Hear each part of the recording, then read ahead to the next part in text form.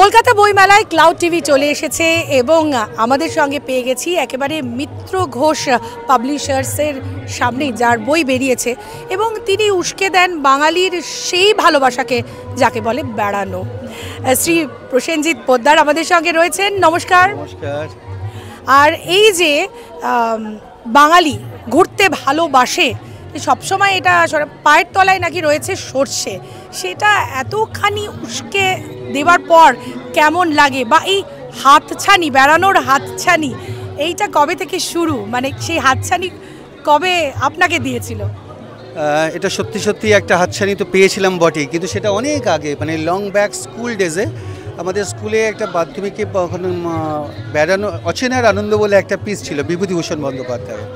তো সেখানে ওই অপু আর দুর্গার সেই যে রেলগাড়ি দেখতে যাওয়া, প্রথম বাড়িতে না বলে পালিয়ে যাওয়া, তো সেটাকে লেখক এইভাবে বর্ণনা করেছিলেন যে দৌড় দৌড় দৌড়, জীবনের বাধাহীন গণ্ডিহীন মুক্তির উল্লাসে তাহাদের তাজা তরুণ রক্ত মাতিয়া উঠিয়াছিল, সামনে কি ঘটিবে ভাবিবার অবসর কোথায়। আর ওই জিনিসটা কিভাবে জানি না আমার সেই সময় মাথায় ঢুকে গিয়েছিল, এবং সেই যে একটা মানে বেড়াবো বড় হলে, এবং সেই হাতছানি তখন যেটা শুরু, সেই হাতছানিতে আমি আজকে প্রৌঢ় বয়সেও কিন্তু দৌড়ে চলেছি। এই দৌড় তো বোধহয় বাঙালি খুব পছন্দ করে, কারণ ঘুরতে খুব ভালো লাগে এবং বিভিন্ন জায়গায় গিয়ে সেখানকার মানুষদের খাওয়া দাওয়া, তাদের শিল্প চেতনা, তাদের গান বাজনা, এগুলো আমরা পছন্দ করি।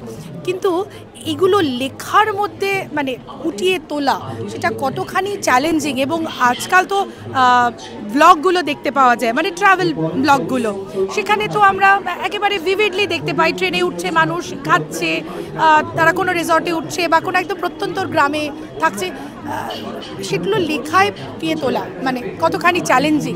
Challenging, definitely challenging. কেননা দেখুন, কথায় বলে সিইং ইজ বিলিভিং। তো সত্যি সত্যি, আর তার সাথে শুধু দেখা না, তার সাথে অডিও এফেক্ট। তো অডিও ভিজুয়াল এফেক্ট কিন্তু যত তাড়াতাড়ি মানুষকে আকর্ষণ করে কোনো একটা ব্যাপারে, শুধু ভিজুয়াল বা শুধু অডিও ততটা কিন্তু আকর্ষণ করে না। তো সেই জায়গাতেই চ্যালেঞ্জটা, কেননা ব্লগ একটা মানুষকে সত্যি সত্যি চট করে সেই জায়গাটা সম্পর্কে একটা অ্যাট এ গ্ল্যান্স আইডিয়া দিচ্ছে, কিন্তু তার বেশি কিছু পাচ্ছে না। আপনি কোথায় যেতে পারেন, কি দেখতে পারেন, ভিউ পয়েন্ট কী আছে, আর এখানে গেলে এটা অবশ্যই খাবেন, এইটা। কিন্তু বেড়ানোটা শুধু তো বেড়ানো নয়, বেড়ানোটা মানে হচ্ছে কি কিন্তু সাহিত্য, ওই যে বললাম আপনার অচেনার আনন্দ। এই অচেনার আনন্দ, অজানাকে জানা, অচেনাকে চেনা, এটা করতে গেলে কি শুধু ওইভাবে মানে শুনে যাওয়া যায়? ধরুন আমি একটা কোথাও বেড়াতে গেলাম, সেখানে আমি সেখানকার সাধারণ লোকেদের সাথে কথা বলবো, স্থানীয় লোকেদের সাথে, তাদের জীবনযাত্রা, তাদের আচার ব্যবহার, তাদের পোশাক পরিচ্ছদ, সব কিছুর সাথেই তাদের সাথে যদি মানিয়ে নিতে না পারি, তাদের সম্পর্কে যদি আমি জানতে না পারি, তাহলে আমার অচেনাকে চেনা বা অচেনাকে জানা হলো না। আমি শুধু পাহাড়টুকু ওখানে দেখতে যাইনি, হ্যাঁ, কাজেই সবটা মিলেই কিন্তু ওটা। আর এইখানেই সাহিত্য এগিয়ে। এইটা ব্লগে করে পাওয়া মুশকিল, এটা কিন্তু অবশ্যই পড়তে হবে। এবং আমি ওই কারণেই ভ্রমণটাকে আমি এমনভাবে প্রেজেন্ট করার চেষ্টা করি যে একজন সাহিত্যিক মানে একজন পাঠক যখন পড়ছেন, তিনি যেন নিজে ফিল করেন যে আমিও ঠিক সঙ্গে সঙ্গে একই পথে একই সময়ে চলেছি।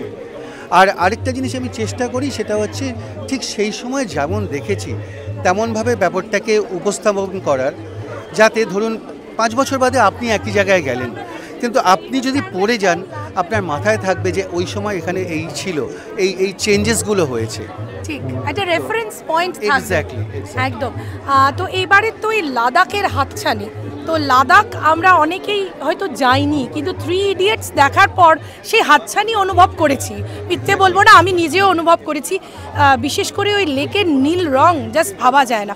তো এটা কতখানি মনে হয়েছিল, মানে সত্যি কিনা, তাই তো? হ্যাঁ, মানে ওটা কি ফিল্টার নাকি ওরকম সত্যি? ওরকম একেবারেই ফিল্টার্ড নয়, ওটা পুরোপুরি সত্যি।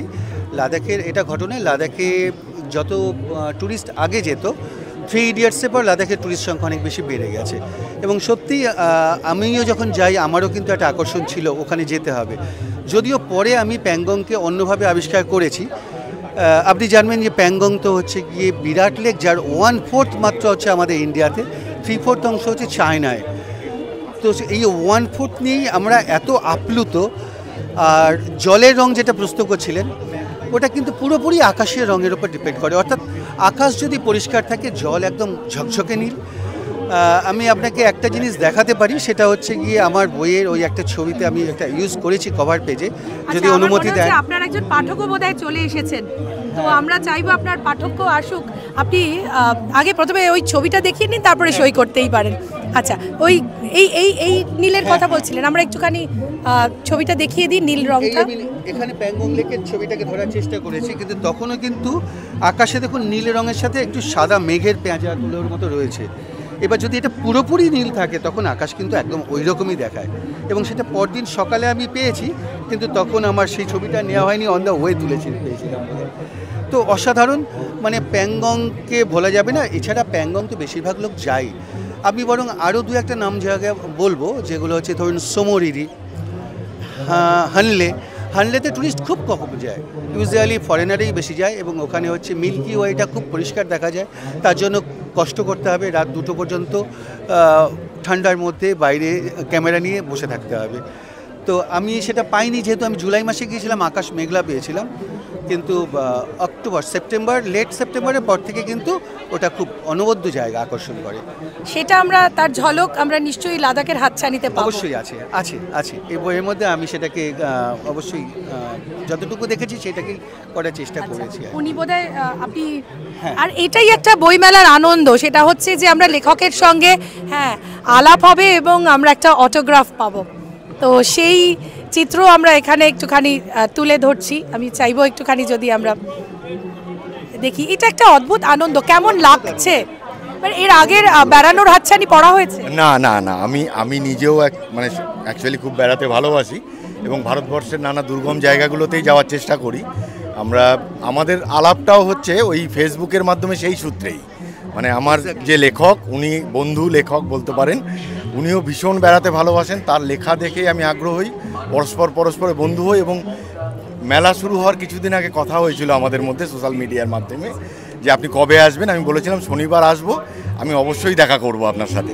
এবং আমি একদম এখানে ঢুকেছিলাম 1টায়, তখন একবার ঘুরে গেছি, বইটা কিনেছি, কিন্তু তখন দেখা হয়নি। এবার আমরা বেরিয়ে যাওয়ার পথে যাই হোক ওনার সঙ্গে দেখা হলো। মানে আমার ভীষণ ভালো লাগছে আর কি। আমার প্রচুর শুভকামনা এবং শুভেচ্ছা থাকলো। মানে আমি তো পড়বই। এবং সবথেকে যেটা আমি বলতে চাইবো আর কি, লাদাখ আমার 2বার প্ল্যান করে ট্রিপ ক্যান্সেল হয়েছে, যেতে পারিনি। এবার হয়তো যেতে পারবো। একদম হাতছানি পরে এবার লাদাখ হয়তো আমাকে হাতছানি দিয়ে ডাকবে। ভালো লাগছে, আমারও খুব ভালো লাগলো। সেটা হচ্ছে গিয়ে ওর সাথে আমার ফেসবুকের মারফতেই পরিচয়। এবং সেখানে মানে আমিও ভ্রমণ নিয়ে লিখি, উনিও ভ্রমণে লেখেন কম, ছবি দেন বেশি। এবং সেগুলো আরও দুর্গম, আমি অত দুর্গম জায়গায় এখনো পর্যন্ত যেয়ে উঠতে পারিনি।